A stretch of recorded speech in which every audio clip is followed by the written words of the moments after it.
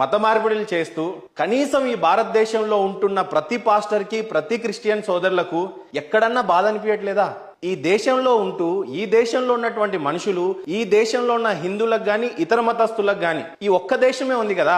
హిందువులకు ఎక్స్పెషల్ గా చెప్పుకోవాలంటే రేపు విపత్కర పరిస్థితులు వచ్చి యుద్ధాలు జరిగితే ఏ మతం వాళ్ళకైతే, నేను ఆ మతం పేరు చెప్పలేను కానీ వాళ్ళకు ఒక 50 దేశాలు, మీకు ఒక 50-60 దేశాలు ఉన్నాయి. మరి హిందువు ఎక్కడికి పోయి తలదాల్చుకోవాలి? ఈ దేశంలో హిందువులు ఇంకెంతకాలం ఇన్సెక్యూర్ గా బతకాలి?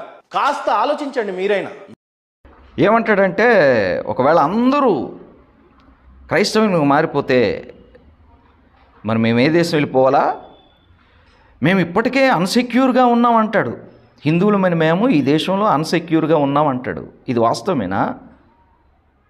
ఒక మాట అండి, క్రిస్టియన్ దేశాలకు మన దేశం నుండి అనేక మంది హిందువులు వెళ్ళి అక్కడ ఉద్యోగాలు చేసుకుంటూ అక్కడ స్థిరపడ్డారు. వాళ్ళెప్పుడు క్రిస్టియన్ దేశంలో ఉండి వాళ్ళెప్పుడు ఈ దేశంలో మేము అన్సెక్యూర్గా ఉన్నాము అని వాళ్ళు అనుకోలేదు. క్రిస్టియన్ దేశాల్లో ఉండి క్రైస్తవులు అధికంగా ఉన్న దేశాల్లోనికి వాళ్ళు వెళ్ళి అక్కడ స్థిరపడి అక్కడ పుట్టలేదు. వాళ్ళు ఈ దేశంలో పుట్టి ఈ దేశంలో పెరిగి ఆ దేశం వెళ్ళి అక్కడ ఉద్యోగాల నిమిత్తం వెళ్ళి అక్కడ స్థిరపడిపోయి వాళ్ళు ఆ దేశంలో వాళ్ళు సెక్యూర్గానే ఉన్నాము అని వాళ్ళు భావించారు.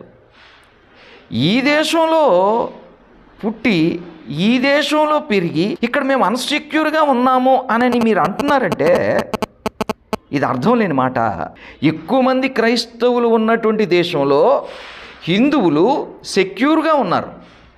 పైగా ఆ దేశంలో మళ్ళీ ఎలా ఉన్నారు? పదవుల్లో కూడా ఉన్నారు.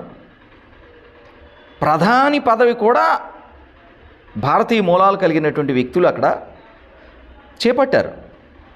పెద్ద పెద్ద మినిస్టర్లుగా కూడా, ఎంపీలుగా కూడా ఆ దేశంలో వాళ్ళు ఉన్నారంటే వాళ్ళు అక్కడ సెక్యూర్గా ఉన్నారు కదా సార్.